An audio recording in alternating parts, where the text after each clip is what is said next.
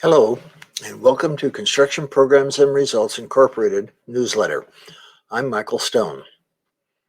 Before I get to the newsletter, I would like to remind everyone that we will be going to Puerto Vallarta on April 17th through the 24th and staying at the Hotel Ziba. You can get all the details on our website, and we do hope you will join us. We have some outstanding contractors that will be going to Puerto Vallarta with us, and it will be a fun week. Now, our newsletter.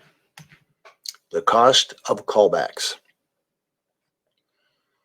When a previous client calls, you're always hopeful it's because they have another project in mind and they want you to do it. Sometimes, though, it's because something is wrong with the work on your last project and they want it fixed. There's a water leak, or a door is sticking, paint is peeling off, or the carpet is wrinkled.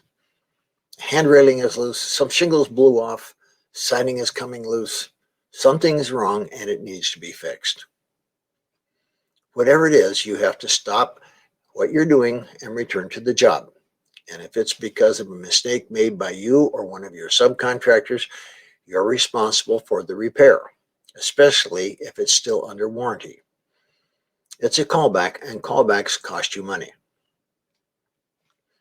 I recently came across a worksheet I used many years ago to calculate the cost of each callback. This exercise sheds some light on what it actually costs you to go back and fix something on a job. Let's review.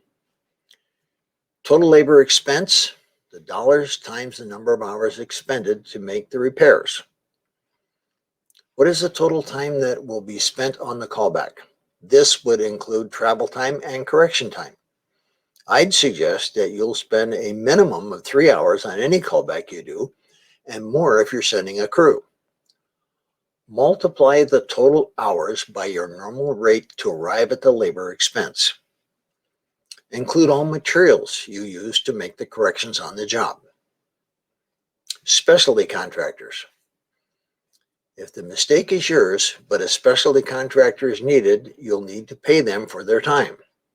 If it was a mistake by the sub, it's their responsibility to make the repair.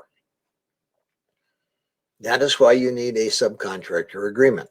A dependable specialty contractor will step up and do what's right, but it's always best to have a commitment in writing. If your specialty contractor doesn't come through, you still have to fix it, and that cost will come out of your pocket. You'll also know to not use that sub on future jobs. Rental equipment. Will you need any vehicles such as trackhoes or bobcats or equipment for the job? Or will you need to rent equipment to effect the repairs needed? If you own the equipment, then you must factor in the cost per hour of that equipment, as well as including move-in and move-out costs. Travel expenses.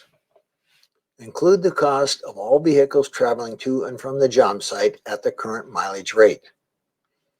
Total all those direct costs, then apply your normal markup.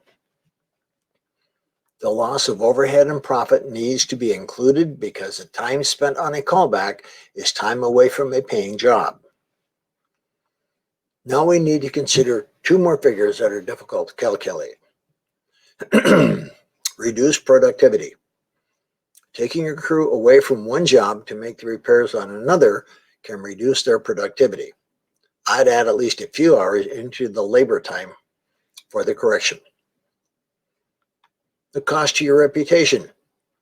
Some clients understand that things happen and they're happy to come back to fix the problem. They're happy you came back to fix the problem. Other clients aren't so forgiving. Regardless of how they view this situation, it's likely to reduce their willingness to refer you to others. I'd assume the cost of a reduced reputation is probably about 10% of the cost of the correction, but this can vary based on the extent of the repairs and how responsive you and your subs are about getting the repairs made. Add it all together and you have the cost of that little callback.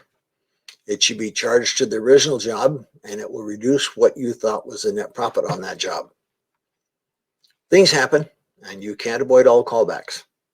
but knowing what something costs to fix can also help you or your crew to be more diligent to avoid the cost in the future.